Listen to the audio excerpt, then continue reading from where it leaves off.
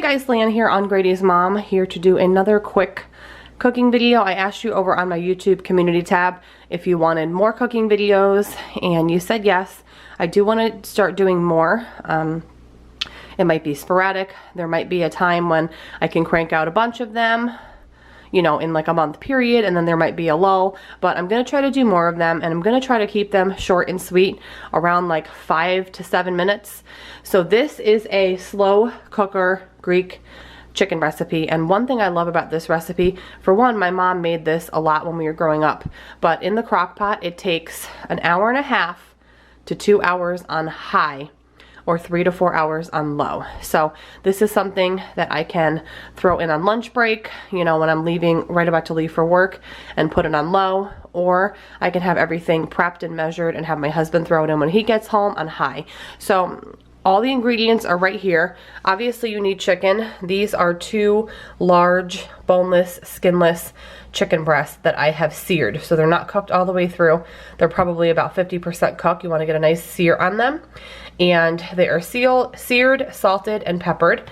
And then everything else here is going to go into either the sauce or on the side. So I've got half a red onion, I've got some fresh thyme, some garlic, you can also use fresh garlic, I've got artichoke hearts, I've got some Kalamata olives here. This jar is almost empty, so I have this jar as a backup because I'm gonna need about half a cup of these olives. You're gonna need extra virgin olive oil, some capers, some dried oregano, salt and pepper, some red wine vinegar, some roasted red peppers, and some honey. Of course, you can substitute certain things to your liking. If you don't like Kalamata olives, for example, and maybe you like black or green olives, you could substitute that.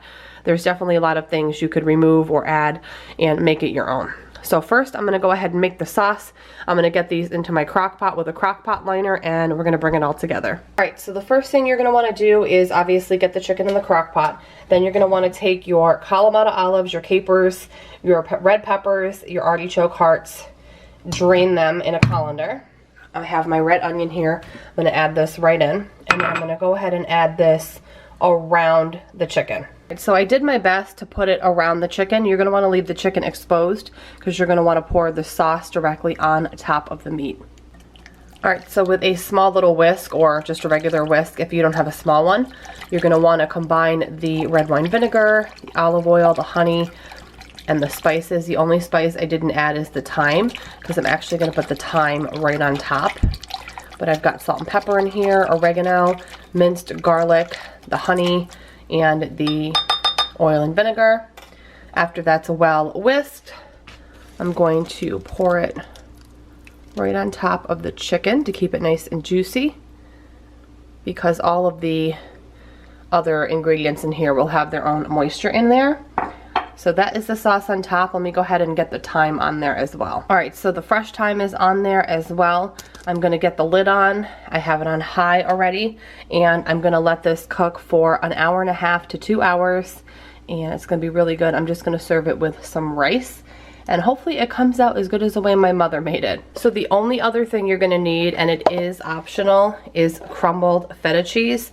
I am not a huge feta cheese fan. I'll just put a tiny bit on top of mine, but my husband does like this.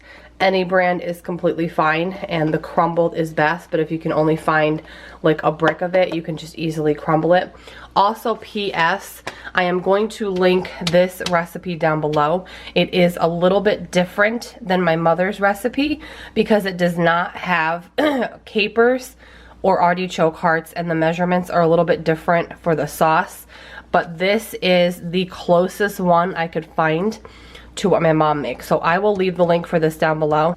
If you want to do it more like my mom, you would just add capers and artichoke hearts to this, and then just kind of work from there. So just wanted to note those couple things, and I will see you all when this is done and plated up.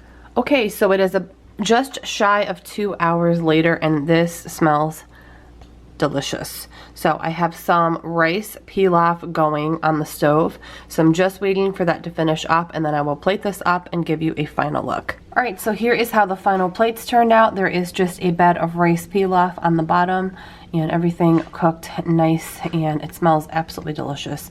So I will go ahead and leave the link down below to this recipe, and I'll just make the notations down below of the amount of the capers and the artichoke hearts that I use. That's the only difference in my mom's version. But I hope you enjoyed this quick cooking video, and I will see you all in my next one.